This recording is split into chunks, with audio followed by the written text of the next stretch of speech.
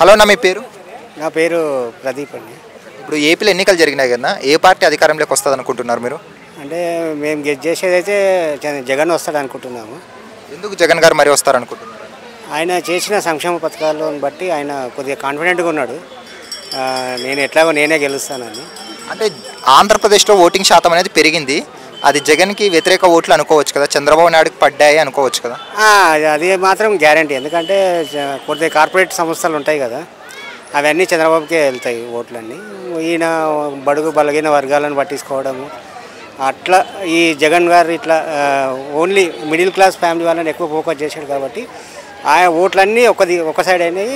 Corporate కొద్దిగా చదువుకున్న వాళ్ళంతా ఇక్కడ. ఆంధ్రప్రదేశ్లో గొడవలు ఎక్కువగా జరిగాయి ఓట్లప్పుడు, ఎన్నికలప్పుడు, పల్నాడు కానీ రాయలసీమ జిల్లాలలో కానీ, దానికి ఏమంటారు మీరు? అది రాజకీయ గొడవలు అవన్నీ.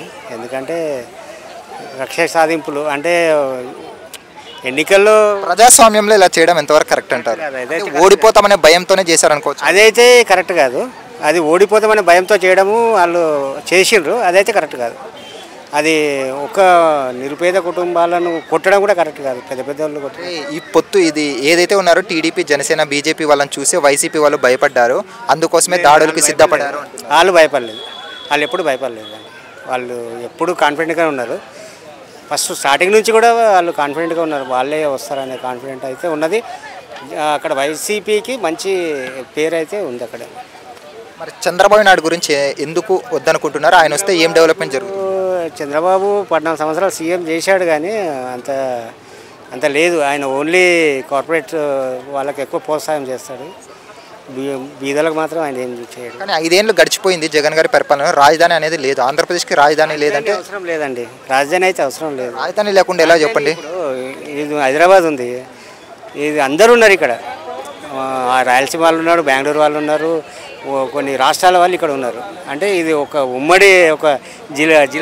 దేశంలో ప్రతి ఒక్క రాష్ట్రానికి రాజధాని ఉంది, ఆంధ్రప్రదేశ్కి ఏదంటే చెప్పట్లేదు. అక్కడ కూడా ఉంది అనుకో, 3 రాజధానులు అంటుండు. ఆయన అన్నది కూడా కరెక్టే. ఎక్కడ పెడితే అక్కడ డెవలప్ అవుతుంది. ఇప్పుడు ఒకే దగ్గర పెడితే ఒకే దగ్గర డెవలప్ అవుతుంది. ఇప్పుడు హైదరాబాద్ ఒకటి పెట్టిరు, హైదరాబాద్ డెవలప్ అయింది కానీ చుట్టుపక్కల ఎక్కడ డెవలప్ కాలేదు.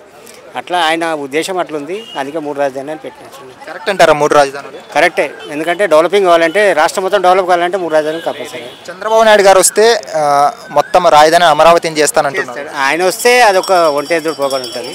ఈయనైతే 3 రాజధానులు కరెక్ట్. సో ఓవరాల్గా రాబోయే ఇప్పుడు ఎన్నికల్లో జూన్ 4వ తేదీ ఆంధ్రప్రదేశ్లో ఏ పార్టీ జెండా ఎగరబోతుంది?